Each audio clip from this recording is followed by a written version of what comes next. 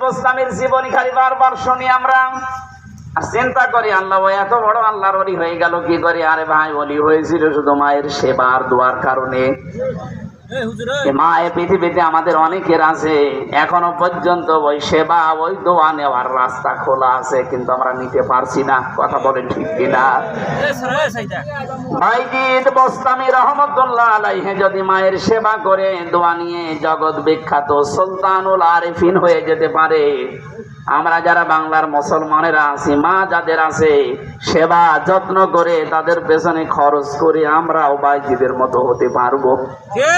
অলির দরজা এখনো বন্ধ হয়ে যায়নি। কথা বলেন ঠিক কিনা? এখানে সমস্যা হয়ে দাঁড়িয়েছে যারা একটা সন্তান ছোটবেলা থেকে বিয়ের আগ পর্যন্ত মায়ের যেভাবে বাধ্য থাকে, মায়ের প্রতি যেভাবে দায়িত্ব পালন করার মন মানসিকতা থাকে, বিয়ের কিছুদিন পরে দেখি ওইটা হারিয়ে ফেলে। ঠিক, এর হারানোর পেছনে যারা কাজ করে তার এক নম্বরে ওর বউ, ঠিক কথা বলছে না কেন? দুই নম্বরে ওর শাশুড়ি, তিন নম্বরে বোর বড় বোন। ওখান থেকে শুধু ইনজেকশন দেয়, ওই আর কতদিন একসাথে থাকবি, আলাদা হ, আরামে খেতে পারবি। এরকম বুদ্ধি দেওয়া মতো শাশুড়ি আর বড় বোন দেশে নেই। আমার মনে হয় মহিলারা যারা এসেছিল এখন বাড়ি চলে যাবে, হুজুর মরুক। আরে মা বোনেরা, আপনাকে আমি বাঁচাতে চাই। এই বিষয়টা আমি বাস্তবে লক্ষ্য করে দেখতে পাচ্ছি। আজ হাজারো পরিবারের সন্তান মা বাবার অবাধ্য হয়ে জাহান্নামে যাওয়ার পেছনে কারণ আপনি আপনার নিজের মা বাবাকে যেই মনে দেখেন, সত্যি যদি স্বামীর মা বাবাকে ওই নজরে দেখতে পারতেন, এ বাংলাদেশে কোন সন্তান মা বাবাকে আলাদা করে দিত না। মেয়েরা যারা দেখলাম অনেক মহিলা এসেছেন, অনেকেই ধারণা করে আমি নামাজ পড়ি, রোজা রাখি, কালো বোরকা পরি, আমি জান্নাতে যাব না। যাবে কে? কিসের জান্নাত আপনার?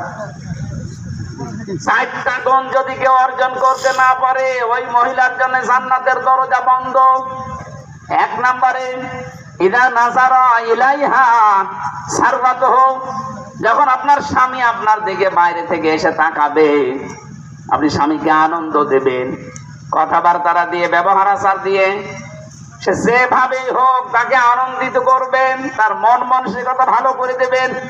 একটা মানুষ বাইরে থেকে আসার কারণে যে পরিশ্রান্ত শরীর নিয়ে আসে, আপনার চেহারা, আপনার ব্যবহার আচার, এগুলো দেখে যেন তার অর্ধেক ক্লান্তি দূর হয়ে যায়। আজ বাংলাদেশে এইরকম মহিলা না থাকার কারণে অধিকাংশ পুরুষ মানুষ অন্য জায়গায় লাইন করে। এটা একটু জোরে বলতে পারছেন না? হ্যাঁ, মানে এই রোগের রোগী আমরা এখানে অনেকে আছে দেখতে পাচ্ছি। সম্মানিত মা বোনেরা, এটা রেকর্ড হচ্ছে, এই জন্য বলছি, শুধু নামাজ পড়া, রোজা রাখা, কালো বোরকা পরা ইবাদত না, স্বামীর সাথে এই আচরণ করাটাও ইবাদত। হযরতে ফাতেমাতুজ জোহরা রাদিয়াল্লাহু তাআলা আনহার মা খাদিজাতুল কুবরা রাদিয়াল্লাহু তাআলা আনহা, নবীজি বলেছেন তার জন্য আল্লাহ একটা ঘর আলাদা জান্নাতে বানিয়ে রাখবেন, যে ঘরের ভেতরে কোনো নয়েজ নেই, আওয়াজ নেই, কোলাহল নেই। কেন? কারণ সে তার স্বামী মুহাম্মদ রাসূলুল্লাহর জন্য ঘরটাকে সব সময় নয়েজ মুক্ত, আওয়াজ মুক্ত রাখতেন, কোলাহল মুক্ত রাখতেন। আপনি কি পারেন এটা? আপনার স্বামী বাইরে থেকে এসে কি ঘরটা সত্যিই শান্ত, শিষ্ট, নির্মল পায় না? ও বাইরে থেকে এসে মনে হয় যে জাহান্নামে ঢুকতেছে। এক কথা বলেন না, কথাটা কড়া হয়ে গেলেও বললাম, কারণ আমি চাই ওরা যেন এখন থেকে সংশোধন হয়ে যাক। দ্বিতীয় নম্বরে, স্বামী যখন বাইরে যাবে তখন নিজের সম্পদ, নিজের স্বামীর সম্পদ, নিজের স্বামীর সন্তান, নিজের ইজ্জত, আবরু, সতীত্বকে আপনি হেফাজত করে রাখবেন। কথা বলে না কেন? এখনকার অধিকাংশ মেয়েরা স্বামী বাইরে গেলেও মনে হয় দিন পায়। ওর কি আনন্দ লাগে যে হ্যাঁ এবার আসতেছে। মেয়েরা মোবাইলে কথা বলতে হলে কোন আওয়াজে বলবে, কার সাথে কি ফোর্সে কথা বলবে, আল্লাহ সে আওয়াজ পর্যন্ত লিমিট করে দিয়েছেন। সূরা আহজাব 32 নম্বর আয়াত, 22 নম্বর পারার 3 নম্বর পৃষ্ঠায় আছে। প্রথম নাম্বার পৃষ্ঠার 3 নাম্বার লাইনে আছে, ইয়া নিসান নাবিয়্যি লাস্তুন্না কাহাদিম মিনান নিসাই ইনিত্তাকাইতুন্না ফালা তাখদা'না বিল কওলি ফায়াতমা'আল্লাযী ফী কলবিহি মারাদু ওয়া কুলনা কাওলাম মা'রুফা। আল্লাহ পাক বলেন, হে মেয়েরা, নবীর স্ত্রীরা, বাইরে যদি কারোর সাথে কথা বলতে যান পর্দার আড়াল থেকে, হিজাবের বাইরে থেকে, এখানে তো আর পর্দা হিজাব না, এখন মোবাইল, ফোন। আপনি যদি মোবাইলেও কথা বলেন কারোর সাথে, কথা বলবেন সত্যি কথা, মিথ্যা কথা বলবেন না, কিন্তু ভাষা হবে রুক্ষ সূক্ষ্ম। এমন রাগে রাগে কথা বলবেন, ভাষা এমন কড়া করে, ওই পাশে যদি অন্তরের রোগলা মানুষ মোবাইল করে থাকেও চিন্তা করবে, আল্লাহ আমার আর দরকার নেই। আর যদি আপনি শাবনূরের কণ্ঠ দিয়ে বলেন, বলবে ঠিক আছে, কাজ হচ্ছে, লাইন লাগাবে। 2-3 মাস, 5 মাস, 6 মাস পরে দেখা যাচ্ছে আপনার সন্তান আছে, তারপরও আপনারা নিয়ে আল্লাহ রাস্তায় চলে যাচ্ছে। কথা বলেন না কেন? এগুলো হচ্ছে না দেশে? এই জন্য মেয়েরা মোবাইলে কথা বলবেন, শুধু 14 জন পুরুষ মানুষ বাদ দিয়ে, আপনার বাবা, আপনার ভাই, ভাইয়ের ছেলে, বোনের ছেলে, এরকম 14 জন আছে। এই 14 জন পুরুষ মানুষ বাদ দিয়ে যদি কাবা শরীফের ইমামও কল দেয়, কথা বলবেন সত্যি কথা, কিন্তু ভাষা হবে রুক্ষ সূক্ষ্ম, গরম দিয়ে। কাবার ইমাম কল দিলে যদি আপনার ভাষা কড়া করা লাগে, গরম দিয়ে কথা বলা লাগে, এদেশে কত মানুষকে কত কায়দায় কল দিচ্ছে, এটা কিছু মনেই করে না। এই জন্যে তো শয়তান এই জায়গায় চান্স নেই। হাজারো ঘর, হাজারো সংসার ভেঙে যাচ্ছে শুধু এই মোবাইলে কথা বলার মাধ্যমে। এই কথা বলছেন, কত সূক্ষ্ম কথা দিয়েছেন, এটা গাদা আনাহা হাফিজাতুহু, স্বামী বাইরে গেলে আরো হেফাজত করবেন কঠিন ভাবে।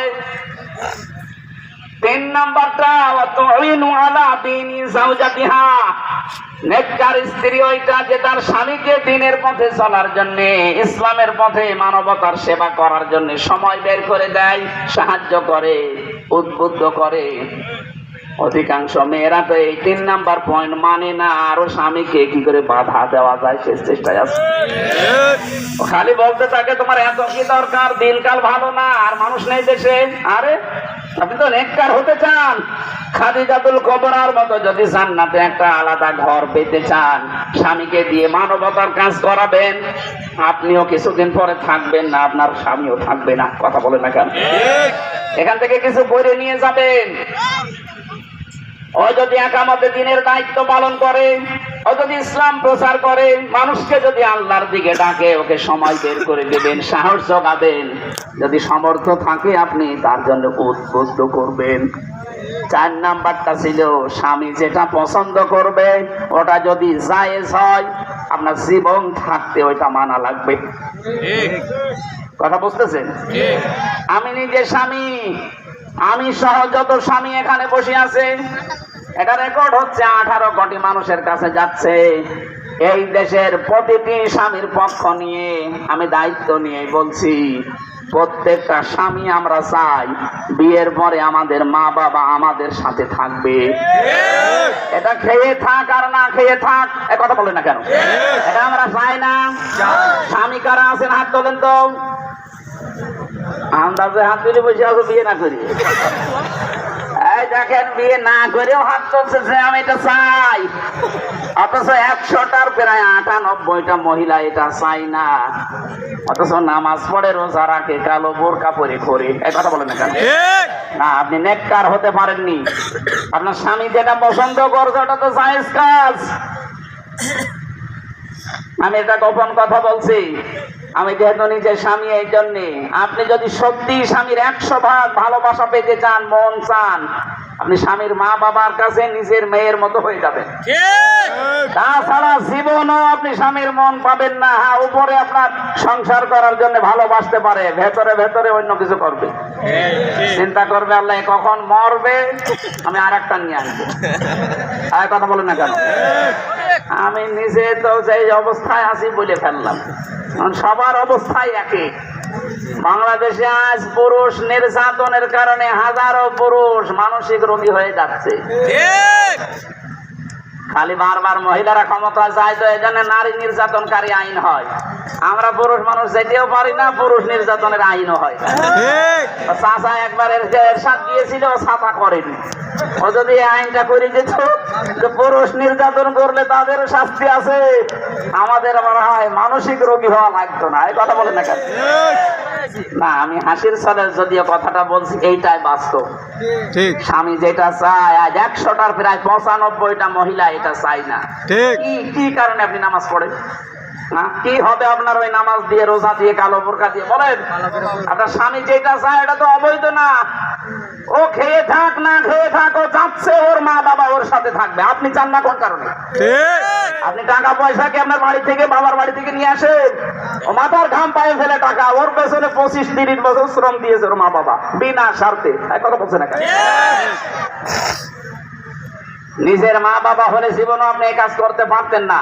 আশা করছে মেয়েরা সংশোধন হবে। এরপরও যদি কোনো মহিলা ফিরে না আসে, আমার মনে হয় ওই মহিলার কপালে কুকুরে প্রসাদ পেয়েছে। অবশ্য ঠিক, আসলেও ঠিক। সামান্য মা বলে না, একটু বেশি বলে ফেললাম। আমি আপনাদের ভালোবাসি, বাঁচাতে চাই। কোরআনের তাফসীরের চোখ লাগিয়েছি, হাদিসের চোখ লাগিয়ে দেখতে পাচ্ছি মিলছে না, এ দেশের সাথে মেলে না। মেয়েরা নামাজ পড়ে, রোজা করে, কালো বোরকা পরে মনে করছে আমি যাবো না, জান্নাতে যাবে কি? আরে ভাই, চারটার তো একটাও পাওয়া যায় না। স্বামী তাকালে আপনি স্বামীকে আনন্দ দিতে পারেন না। আজকে থেকে সিদ্ধান্ত নিয়ে বাড়ি যাবেন। খোকার বাবা বাড়িতে আসলে কি করলে ও খুশি হয়, দরকারে কাতু কুতু দেবে, দেখি কাতু কুতু দিয়েও হাসাবে।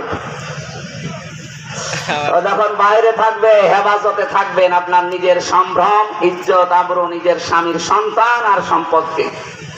3 নম্বরে স্বামীকে একটু উদ্বুদ্ধ করেন, সময় দেন, ছাড় দেন। দিনের কাজের জন্য মানবতার কাজ করে বেড়াচ্ছে, মানুষের সেবা করে বেড়াচ্ছে, তাকে সময় দেন। আজকে এই যে শুভ ভাই, ওনার স্ত্রী ওনাকে ছাড় না দিলে উনি জীবনও বাইরে থেকে ঝামেলায় পড়বে। বাইরে যে মানবতার সেবা, ইসলামের জন্য কাজ করবে, বাড়িতে এসে ঘরটা বানাবে একটা জাহান্নাম।